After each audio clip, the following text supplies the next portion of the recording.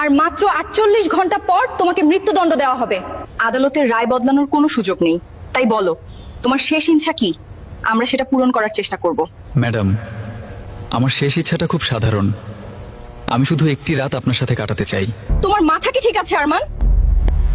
আমি কোনো সাধারণ নারী নই, আমি একজন দায়িত্বরত পুলিশ অফিসার। জেলের ভেতরে একজন কয়েদির এমন ইচ্ছা পূরণ করা কোনোভাবেই সম্ভব নয়। ম্যাডাম, এটাই আমার জীবনের শেষ ইচ্ছা। এখন আপনি সেটা পূরণ করবেন কি করবেন না, সেটা আপনার ইচ্ছা। ঠিক আছে, আমি তোমার শেষ ইচ্ছা পূরণ করব। তবে আমার একটি শর্ত আছে, আমাদের এই গোপন মুহূর্তের কথা তুমি কাউকে বলবে না।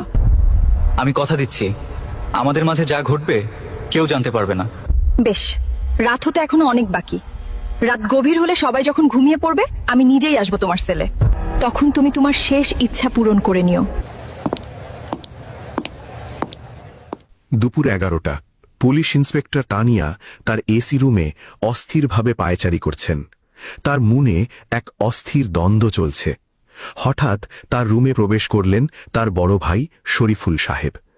ভাইকে দেখে তানিয়া হালকা মুচকি হেসে বসতে বললেন, কিন্তু তার চোখে মুখে চিন্তার ছাপ স্পষ্ট। শরীফুল সাহেব বললেন, তানিয়া, তোকে আজ খুব বিমর্ষ দেখাচ্ছে, কোনো সমস্যা হয়েছে কি? তানিয়া দীর্ঘক্ষণ চুপ থেকে বললেন, ভাইয়া, আমার কর্মজীবনের একটা বড় অংশ কেটেছে জেলের এই নিস্তব্ধ দেয়াল, থানা আর আদালতের নথিপত্রের মাঝে।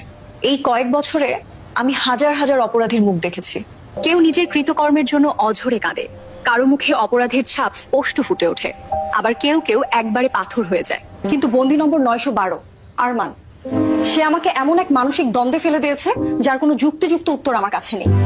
ওকে কোনো সাধারণ অপরাধী মনে হয় না। মাত্র ২০ বছর বয়স, অথচ চোখে এক গভীর নীরবতা, যেন সে পৃথিবীর সব রহস্য জেনেও চুপ করে আছে। যে বয়সে ওর পৃথিবী দেখার কথা, সেই বয়সে ওকে ফাঁসির মঞ্চে যেতে হচ্ছে। যখনই আমি ওর নিষ্পাপ মুখটার দিকে তাকাই, মনের ভেতর একটা চিনচিনে ব্যথা অনুভব করি। আমি বুঝতে পারছি না, এই ছেলেটি সত্যই কোনো অপরাধী নাকি ভাগ্যের নির্মম পরিস্থিতির শিকার।